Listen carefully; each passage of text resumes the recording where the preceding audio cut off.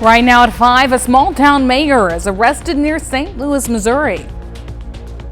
And it is going to be seasonably cool, but with gusty winds, it will feel a lot colder. We're going to have a look at your forecast coming up. Plus, we've got some tips that could prevent your pipes from freezing this winter.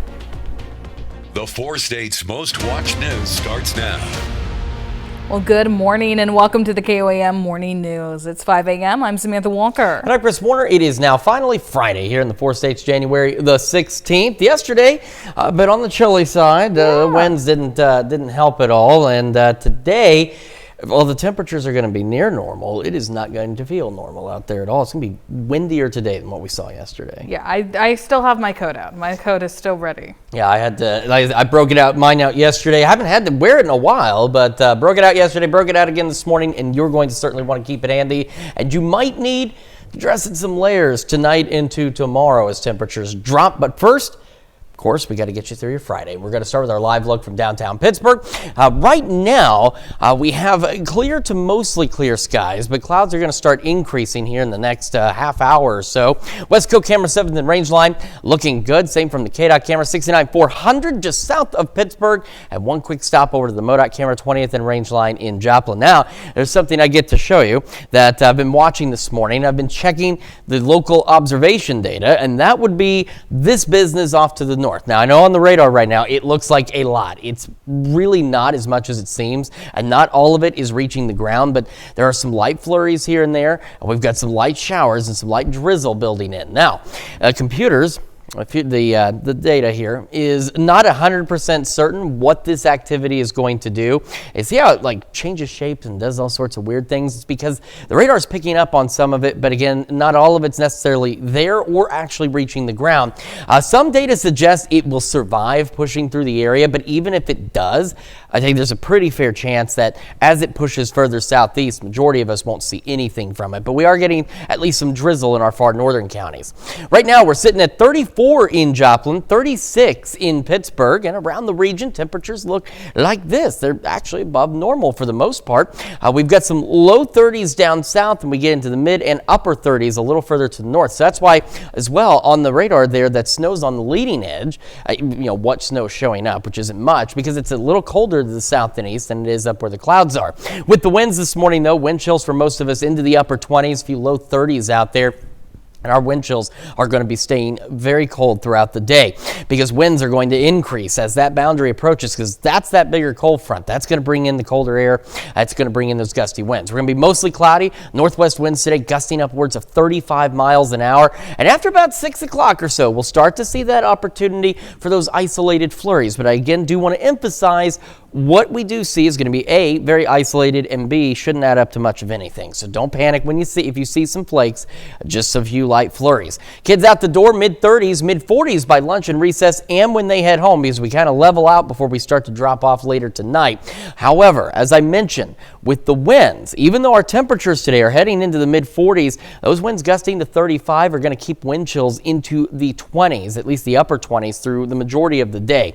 We're down to 40 by 6, and again, we'll start to see a few isolated flurries out there. Flurry chances continue through the first half of our Saturday. We're much colder Saturday, and then our temperatures are up and down a lot over the next several days. We're going to break it all down for you here in just a few more minutes. Chris, thanks. The mayor of a Missouri town is behind bars, accused of a string of sex crimes. Police in St. Louis County arrested Riverview Mayor Michael Cornell Jr. on Thursday after an investigation that's been going on for weeks. Laura Brzezinski has the details. St. Louis County Police say Riverview Mayor Michael Cornell Jr. sexually assaulted or harassed at least 2 teenagers and 2 adults over the last 10 years. It's possible that this is like a predatory type of behavior. And we're concerned that if he was, willing to do it to a minor, that there may be other minors that we're just not aware of. Detectives say the investigation started in December after a victim came forward to another law enforcement agency that passed off the case to St. Louis County. Court documents say in 2016 and 2017, Cornell sexually assaulted a teenager repeatedly. At least one other victim was also assaulted at Cornell's home during that time. In 2024, documents say Cornell repeatedly harassed another victim in his car and in his office. And in December of last year, police say he sexually assaulted the 4th victim at his home. Police raided his home and office at City Hall and found child pornography on his phone. To every victim, we recognize it is easy for us to say this, as we have not lived your experiences, we have not walked in your shoes. But we want you to know that there is no shame in the crimes that were perpetrated against you. The only person that should feel shame in this situation is Mr. Cornell. It's unclear who will replace Cornell as City of Riverview's mayor. All requests for comment from city officials were not returned. Lieutenant Colonel Jerry Lohr says they believe he abused his power and authority to lure in his victims. It ruins the trust that the public has placed in us. And situations like this, unfortunately, tear down that fabric of trust. Cornell is being held in jail on a $1 million cash-only bond. He is due in court today for a hearing. Well, these falling temperatures could leave your water pipes vulnerable to freezing. Missouri American Water share tips to prevent frozen pipes this winter. They recommend homeowners wrap exposed pipes with insulation or heat tape. Then, during freezing weather, open cabinet doors to let warm air reach the pipes and to let faucets drip to keep water moving. The utility also says you should be sure to keep the lid on the water meter during freezing weather. The water meter is in the ground and there's insulation, there's protection from the water meter.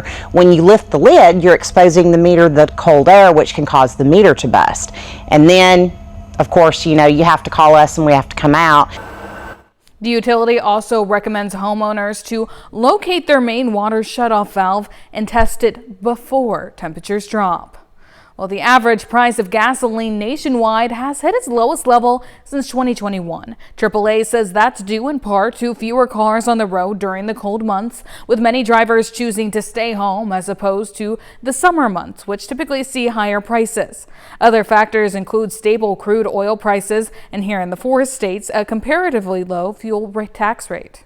Summertime, that's really the height of gasoline consumption for the average consumer. They're taking road trips, they're going on vacations, they're doing a lot of traveling.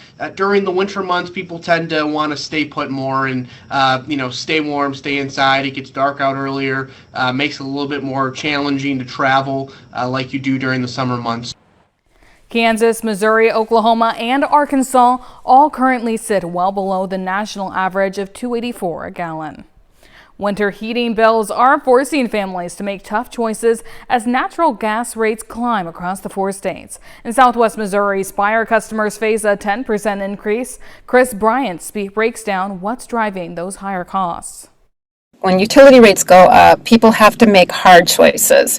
And usually what happens is that if they can't afford their utilities, the first thing most families will do is just about anything they can to pay those utilities. Spire natural gas bill has 2 main components. About 60% of that is your customer charge and your volumetric charge. And that's the charge that we need to supply service in Missouri to your house. Cranking up the thermostat over the winter also cranks up what we pay for that heat. And about 40% of your bill is the purchase gas adjustment.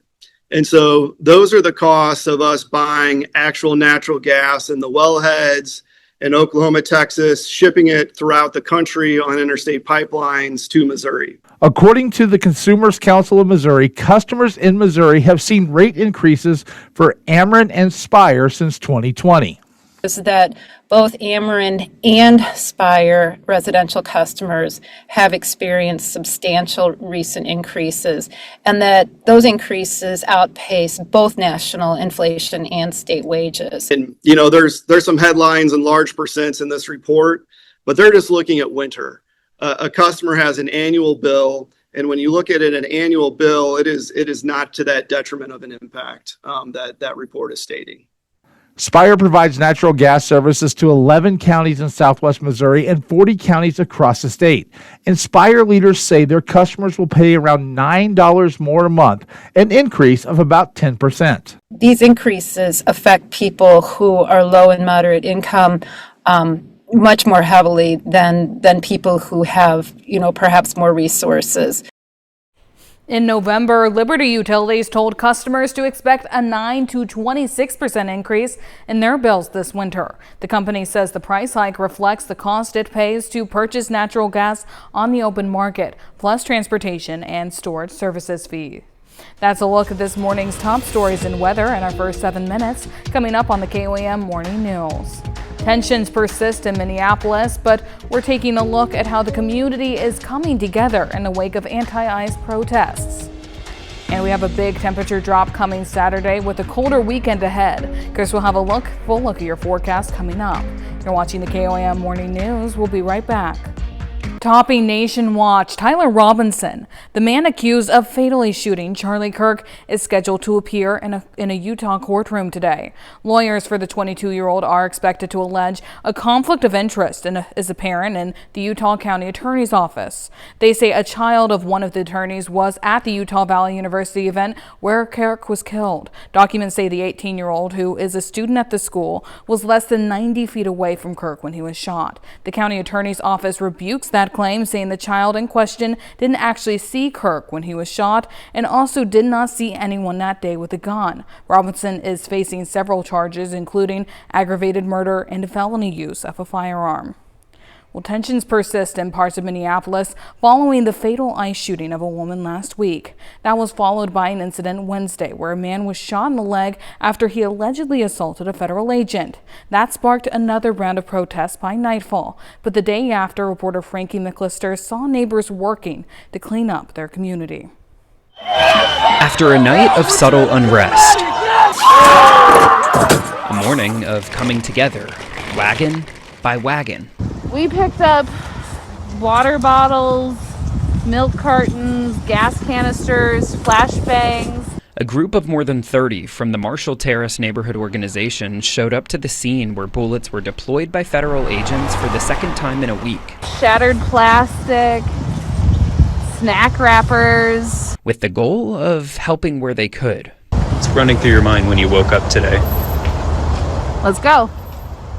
Time to show up for the community. The Minnesota Bureau of Criminal Apprehension announcing they're launching an investigation and also appeared at the scene from time to time. And as the sun comes up again, the volunteer we spoke with says nothing would stop them from showing up. I love my community and I love the Mississippi River, and I would do anything for either one of them. Emotions flared up again last night during an anti-ICE protest outside the Bishop Henry Whipple Federal Building in Minneapolis. Well, still to come, a facility in Joplin is providing children with a safe place to stay. We take a look at how the community is supporting this vital mission.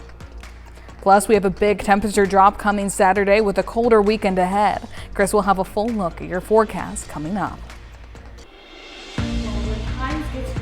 Home, Joplin's Children's Haven provides a safe place for children to stay. The facility has served families for more than 2 decades with 24-hour care. As part of our Doing Good series, KOAM's Ty Parks shows us the community supports this vital mission.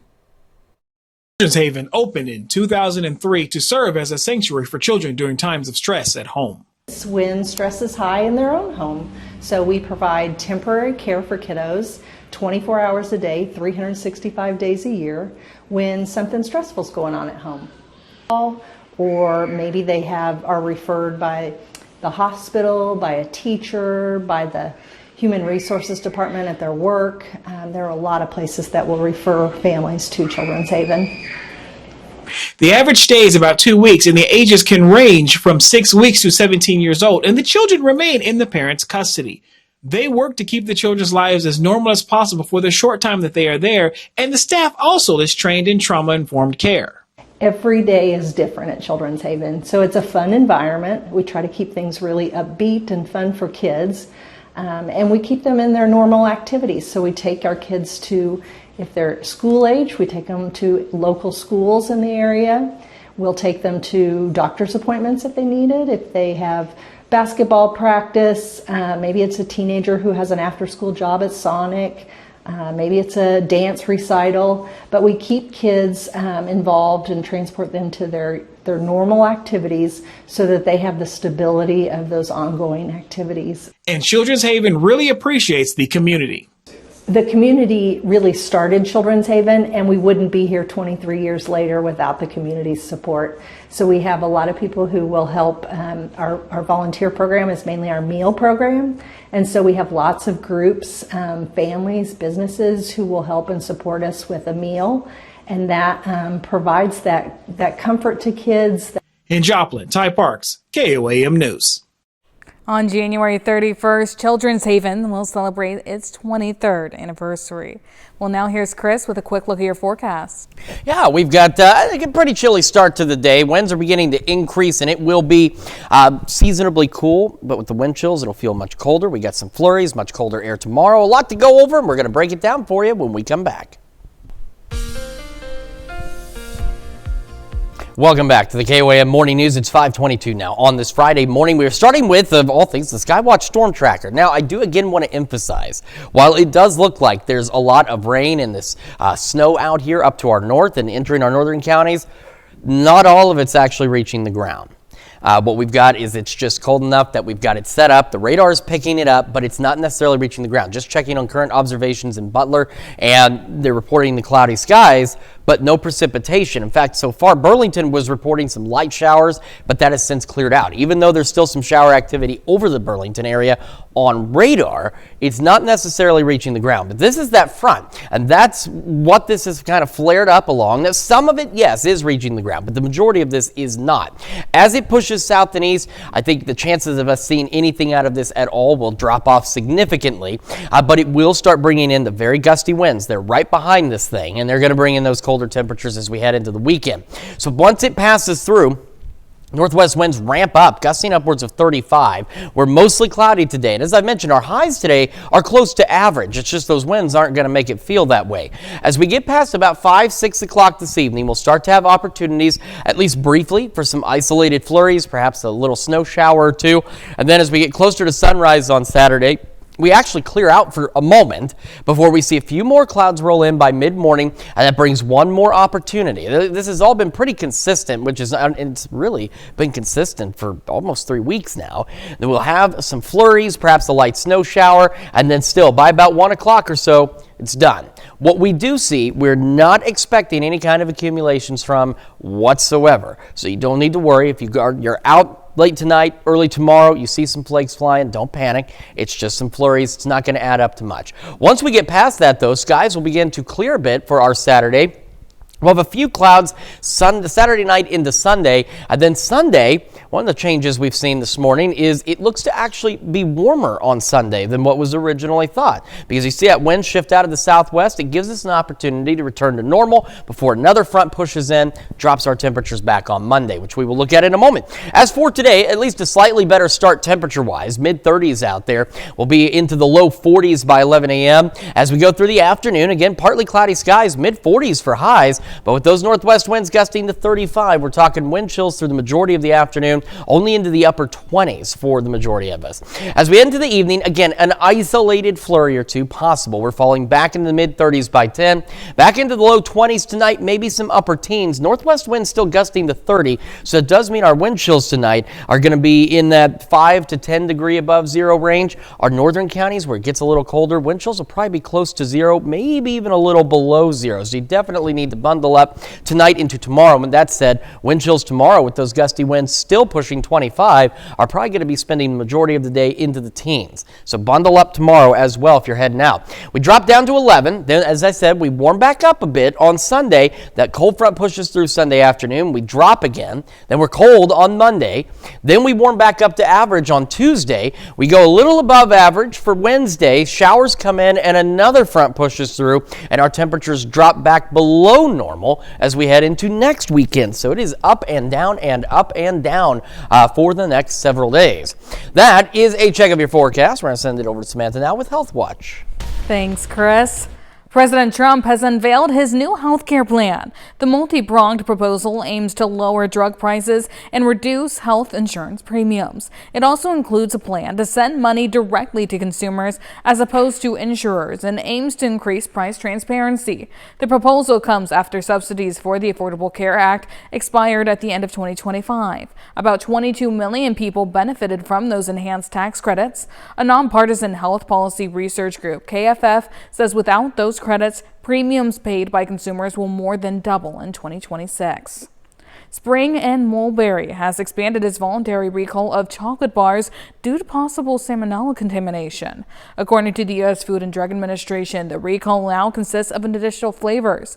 In addition to the mint leaf, they include Earl Grey, lavender rose, mango chili, mixed berry, mulberry fennel, pecan date, and pure dark minis. The chocolate bars have been sold online and at retailers nationwide since September 15, 2025. To date, no one has reported getting sick. If you have any of these chocolate bars, throw them out. You can request a refund or replacement from Spring and Mulberry. A full list of the recalled products, lot codes, and box colors can be found on the FDA's website. Well, there's a growing outrage in Minnesota following reports of immigration officers detaining patients inside hospitals. Now, a dozen state lawmakers are calling for change. Jason Rantala has the report. The last month or so has been a lot more anxiety driven. Jeremy Olson is second vice president with the Minnesota Nurses Association and a registered nurse at HCMC. Olson says that anxiety is driven by recent reports of ICE at Minnesota hospitals like his. Politics should not be right at the bedside. Last week, healthcare workers and community organizers expressed outrage after Unidos MN reported that ICE was allowed to stay at a patient's bedside for more than 24 hours, alleging a patient was handcuffed to a bed, all without a judicial warrant. A spokesperson for Hennepin Healthcare acknowledged the incident, saying the federal agents left after they were asked for documentation. Now a dozen DFL lawmakers are calling for change. As someone who takes care of patients in the hospital, I want my patients to feel and be safe. Liz Bolden is both a nurse and DFL state senator. She says even the potential presence of ICE is a barrier to patients receiving care. Detaining and really targeting and going after people who are quite ill. There's one example of a gentleman with a rare genetic disorder. There is a crisis among our Latina and Somali families. Jana Gerwitz O'Brien is president-elect of the Minnesota American Academy of Pediatrics. She says fear of going to the doctor has led to a rash of appendicitis that should have been treated earlier. People have been delaying care because of fear that ICE is going to show up at the hospital. Those dozen lawmakers, including Bolden, are now asking Minnesota hospitals for clear and proactive policies regarding ICE. And to be having these discussions around what is in the best interest of the patient. That's a look at some of today's top health stories. We'll be right back. Right now at 5:30, a major milestone at the Pittsburgh Art Walk. And we've got a chilly start to the day, winds increasing, and it will feel much colder through the afternoon. A look at your forecast coming up. Plus, the Community Foundation of Southeast Kansas is awarding its largest amount ever. The 4 states' most watched news starts now. Well, good morning and welcome to the KOAM Morning News. It's 5:32. I'm Samantha Walker. And I'm Chris Warner. It is finally Friday here in the 4 states, or like we like to say, Friday. January the 16th, and the weather not so yay. Unless you really like the cold. And as I've said, you guys at home know I hate the cold.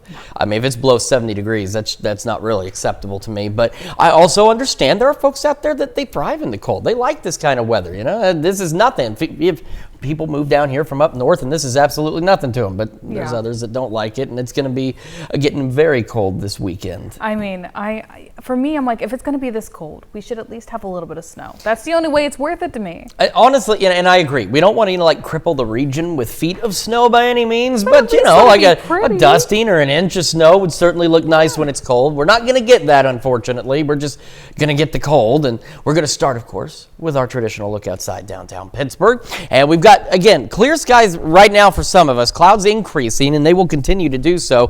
Westco camera, 7th and range line in Joplin, looks good so far. Same for the KDOT camera just south of Pittsburgh, and we'll make a quick stop to the MoDOT camera, 20th and range line in Joplin, as folks get their day underway. Now, I do want to show you the Skywatch Storm Tracker. You're probably looking, you see this. This looks like a big band of rain and some snow, a little wintry mix along those pink lines. Not all of it's reaching the ground. As a matter of fact, most of it is not. But this line is our cold front. The actual cold front that's going to push through, and behind it are those very gusty northwest winds that are going to ramp up and make it feel much colder throughout the day. Now, some of this has been reaching the ground earlier this morning. For example, Burlington was reporting some light showers with this activity. Not all of it's reaching the ground, but little bits of it are. It shouldn't add up to much, and as it continues to push southeast, it should begin to fizzle out is the expectation, but we'll keep an eye on it. Like I said, if it survives and anything actually reaches the ground, we're talking some sprinkles, maybe a couple of flurries. So here's what we've got temperature-wise. We're 34 in Joplin, 34 in Pittsburgh, and across the area. What's interesting is right now as the front's pushing through, we're actually a pinch warmer back behind it. We're into the upper 30s, and ahead of it, we're into the upper 20s and low 30s, which is why on the leading edge of some of that precipitation, the radar's been picking up on some snow. Now the wind chills, though, are cold across the board. Majority of them are into the upper 20s. We have some low 30s where it's a hair warmer up north, but these wind chills, believe it or not, what we're seeing now is going to be the expectation as we head through the day with these gusty northwest winds. We're going to be mostly cloudy. We should be dry for the most part. It'll be after about 5, 6 o'clock that we'll start to see some opportunities for those isolated flurries. And again, they're not going to add up to anything, but we could see little flurries and little flakes flying here and there. Most of us may not see much of anything at all. Kids out the door, mid-30s. We're going to go mid-40s. We kind of level out this afternoon with those mostly cloudy skies. But again, with northwest winds today gusting to 35, these mid-40s, it doesn't even matter. It's going to feel like the upper 20s for most of us throughout the afternoon. Temperatures will continue to drop tonight. We'll have those flurries. It's still breezy tonight, tomorrow, which means it's going to feel even colder. We'll talk about how much colder it's going to get and when it warms up again here in just a few more minutes. Samantha? Thanks, Chris. The Pittsburgh Art Walk celebrates a major milestone this year as the community event reaches its 20th anniversary. Organizers with the Pittsburgh Arts Council gathered at Toast last night to brainstorm ideas for the 2026 celebration with artists, musicians, vendors, and business owners. One big idea discussed is to have a mural that the community would paint on site during the next Art Walk. Organizers say the community input helps shape each year's success. We've changed the time before, we changed the day to a Saturday instead of a Friday because of some input, and that allows for more people to be involved. The 20th anniversary Spring Art Walk is set for April 18th with a second fall event planned for September 19th. Well, First Baptist Church Joplin is hosting a blanket drive to benefit the people at Souls Harbor. The church hosts several drives throughout the year to give to those in need, and blankets are typically a big need for Souls Harbor as the temperature drops. College students brought Dr. Martin Luther King Jr.'s powerful words to life at the Ellis Fine Arts Center yesterday. Fort Scott Community College and Pitt State University students performed a tribute reading of Dr. King's letter from the Birmingham jail during a Lunch and Learn event. Event organizers say these celebrations focus on bringing people together and embracing diversity. The Community Foundation of Southeast Kansas and its affiliates opened the 2026 scholarship cycle. It runs through March 31st. This year, the foundation will award nearly $400,000, the largest amount ever. 47 scholarships are available to students in Kansas and Oklahoma to support both graduating high school seniors and current college students. That's a look at our top news stories coming up this half hour on the KOAM Morning News. Coming up in today's Ag Day Minute, changes are coming to your child's school lunch. In Consumer Watch, Taiwan has struck a new trade deal with the U.S. to cut tariffs. The agreement lowers the tariff rate on Taiwanese exports to a minimum of 15%, which is down from 20%. In exchange, Taiwanese companies will invest $250 billion to build and expand chip, energy, and AI operations in America. Those companies will also provide a credit line to help U.S. firms expand their own supply chains. The deal comes one day after President Donald Trump enacted a new tariff on chips with some exceptions in place. This pact protects Taiwan from those future tariffs. The mother of one of Elon Musk's children has sued his company XAI. It's over deepfake sexually explicit images allegedly generated by its AI chatbot Grok. In the lawsuit, Ashley St. Clair alleges Grok generated the images even after she publicly informed it she did not consent to being digitally undressed. The 27-year-old writer and political commentator claims one Grok-altered image came from a photo an X user found where she was underage. The lawsuit comes after the company just announced Grok would no longer edit images of people in revealing clothing. St. Clair is seeking a jury trial as well as compensation. XAI did not immediately respond to a request for comment. Earlier this week, Musk announced on social media that he plans on seeking full custody of their son. Millions of Verizon customers faced a nationwide outage on Wednesday that affected voice and data service. The issue has since been resolved, but many rideshare drivers and delivery workers were among those many greatly affected. Martha Constantia has reaction from Rhode Island. Tried to reset my phone, wouldn't do it. Both my phones, because I use one for rideshare and the other for personal use, couldn't call out. It registered satellite info only, and then all I did was pack it up and go home. Over 1.5 million Verizon customers were left with no service yesterday, but the disruption didn't stop at phone calls and text messages. For some, it bled into work life. I do rideshare, and then I was on my way back from Connecticut, and then my phone wouldn't even track where I was going. Uber drivers picking up customers and DoorDash drivers trying to deliver food were impacted by the outage. Trying to use their phone to access GPS, apps, and orders weren't available, leaving drivers with no option but to take the day off and unfortunately lose a day of pay. And it caused a lot of stress on certain people, especially drivers, trying to make a livelihood, trying to survive, It registered satellite info only, and then all I did was pack it up and go home.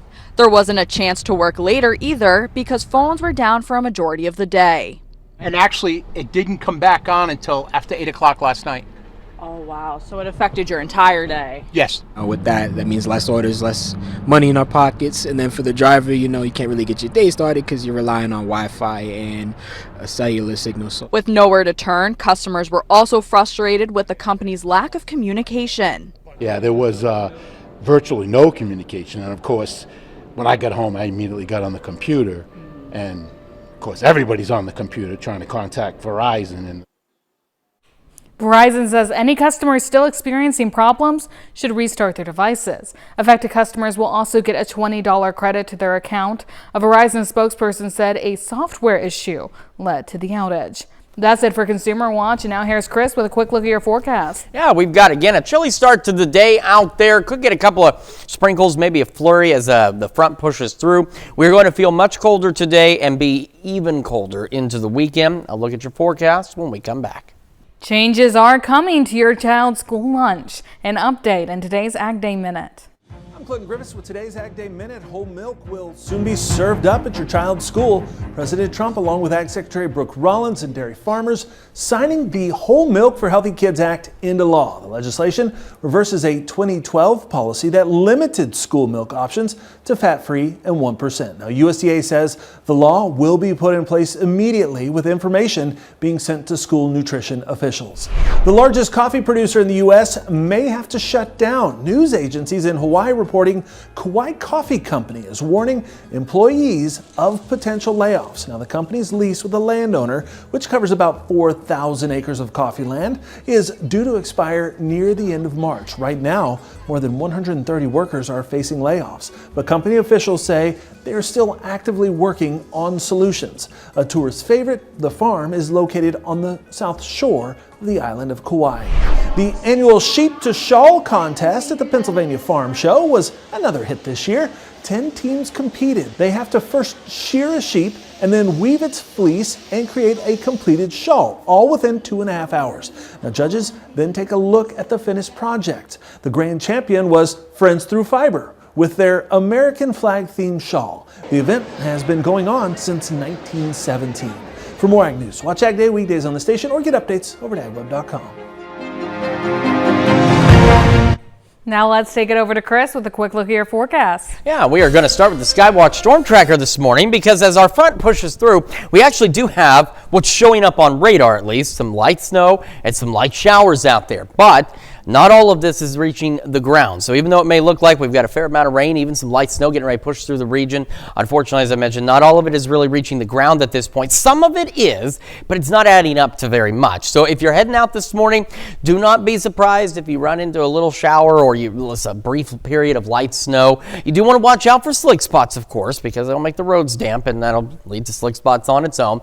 But as this continues to push off to the southeast, but back behind it, it's dragging in those very gusty northwest winds, which are going to really ruin our day in a manner of speaking here, because even though our temperatures today will be seasonable, it is going to feel like the 20s most of the day. So the thermometer may say 42, 43. It's not how it's going to feel out there. We're going to have the mostly cloudy skies because those clouds are coming right along with that boundary this morning. Should be dry most of the day, and after about 6 o'clock or so, we'll start to see opportunities for isolated flurries and snow showers. What we do see will be very limited. There's not much of it out there, nor is it expected to accumulate at all. I hit the wrong button. It's been 2 weeks since I hit the wrong button on this, but it won't add up to very much. Could lead to slick spots, bridges, and overpasses, and then it'll actually stop momentarily very early tomorrow morning as we approach sunrise. We clear out for a moment, and we'll see a few more clouds, and it'll bring in that last round of snow showers and flurries pushing through southeast Kansas and eventually into southwest Missouri. You can see by noon there's really not much of it left, and by 1, it's on its way out of here. Then skies will begin to clear back behind that. Now, the problem we're facing also is the wind. It's going to be breezy today, tonight, into tomorrow, very likely again on Sunday. And with that said, at least through today, tonight, and tomorrow, it is going to make it feel a lot colder. Now, Sunday, it will, of course, if the winds ramp up, it will make it feel cooler. But these winds shift out of the southwest in the morning, and at least for a bit, it actually brings in slightly warmer air. Not by a lot, but slightly warmer air for our Sunday. So we're actually going to be a little warmer Sunday than what we were initially thinking. But you see those wind arrows shifting into the evening. That's because another cold front comes on through. And that's going to drop our temperatures again Sunday night into Monday. So we're going to be in the mid-30s to start, low 40s by 11. And again, a stray shower or flurry not out of the question this morning as the front pushes through. But again, not expecting too much from that. We're mostly cloudy through the afternoon. Highs in the mid-40s. But again, northwest winds are 15 to 25 sustained, gusts to 35. And that's going to keep our wind chills again into the upper 20s through most of the day. Into the evening, an isolated flurry or two, mid-30s by 10. We'll go into the low 20s tonight. Northwest winds gusting to 30, so that's going to keep our wind chills about 5 to 10 above. However, our northern counties, where it does get a little colder sometimes, if you slip back into the mid-upper teens, you're going to be looking at wind chills closer to or maybe even just a pinch below 0 for tonight into tomorrow. Throughout the day tomorrow, again, breezy. Skies will gradually clear. A couple of morning flurries, upper 20s and low 30s for highs, which means with those gusty winds, wind chills will very likely be in the teens throughout much of the day. We've about 11 Saturday night. Like I said, we warm up a hair on Sunday. Then the cold front comes through, another one. We're down to 20 Sunday night. We go low 30s on Monday, and then we turn around and we will warm back up again for a little bit next week. Another system comes through, a few shower chances out there, and then our temperatures will drop again into next weekend. That is a check of your forecast. We're going to send it over to Samantha now with sports. Thanks, Chris. Today in sports, as states across the country continue to fight back against a shortage of officials, there is one program that is making a difference. The Ref Reps program launched back in 2022 with the Indiana High School Athletic Association. The concept was simple, creating a classroom-ready education system to help train, recruit, and prepare officials. Since debuting only a few years ago, the program has expanded to over 1,000 schools and organizations with institutions in the 4 states area, including Pitt State taking part. They do coursework, they work on the floor, they learn the rules, and then they go out and work for their school or other schools. They get that good experience of working with a quality official and learning how to work the game. But it's approved by the State Board of Education as far as part of the curriculum. It's a really great program that we have. I think almost 100 members now, whether it's our 4-year schools, junior colleges, or high schools, or maybe even a recreation program throughout the state. But it's really cool to see the state of Kansas. If it's a map, if you throw a dart at that, you're probably going to hit a Ref Rep school. So really appreciate our schools understanding there's a need for officials and the education piece of it, and also their willingness to try something new because it is different. I can't say enough good things about it because what they're offering and what they're being able to do is give these kids life skills. That's it for sports. We'll be right back. We're getting a look at what the Washington Commanders' new $3.5 billion stadium could look like. These design plans were just revealed. The stadium will be built waterfront on the 180 acres at the former RFK Stadium site in Washington, D.C., surrounded by green space and located within walking distance from an entertainment district and public transportation. The stadium will have a transparent roof and hold at least 70,000 people. It's expected to open in 2030. I talk about an impressive facility there. That's a nice looking definitely. building. And our weather, not as nice looking, unfortunately. We're going to have the cloudy skies. Winds are going to ramp up. We do have a few light sprinkles, couple of flurries pushing through this morning with our front. Again, won't add up to much. Most of it's not reaching the ground, but don't be surprised this morning during your commute if you run into a little shower or a little light flurry. It's not going to be anything to worry about, but be aware. All right, mid-30s to start. We're into the low 40s by 11 o'clock this morning. Our highs today, again, seasonable like yesterday, right about the mid-40s. But then this happens. Northwest winds 15 to 25, gusting to 35. That's going to keep our wind chills back into the upper 20s through most of the afternoon. So it's not going to feel like the 40s at all. As we head into the evening, mostly cloudy skies. After 6, we'll see the return of those flurry chances across the area. Again, not much expected, but a light snow shower, a little flurry, not out of the question. The biggest concern we'd have is the potential for some slick spots on bridges and overpasses, so do be cautious out there. We're falling back into low 20s tonight. Northwest winds gusting to 30, keep our wind chills in the 5 to 10 above zero range. However, up north where it gets a little colder, you fall back into the teens. Probably looking at wind chills 0. Maybe even just a bit below 0. So bundle up today, tonight, and especially tomorrow as well. We're only into the upper 20s and low 30s. A few morning flurries, then they clear out. Gusty northwest winds, they'll keep our wind chills back into the teens. We're down to 11 for Saturday night into Sunday. We warm up briefly on Sunday. Another cold front drops us back again Monday. We warm up again for part of next week. Rain chances and cool again next weekend. Let's check your forecast. We're back with more after this.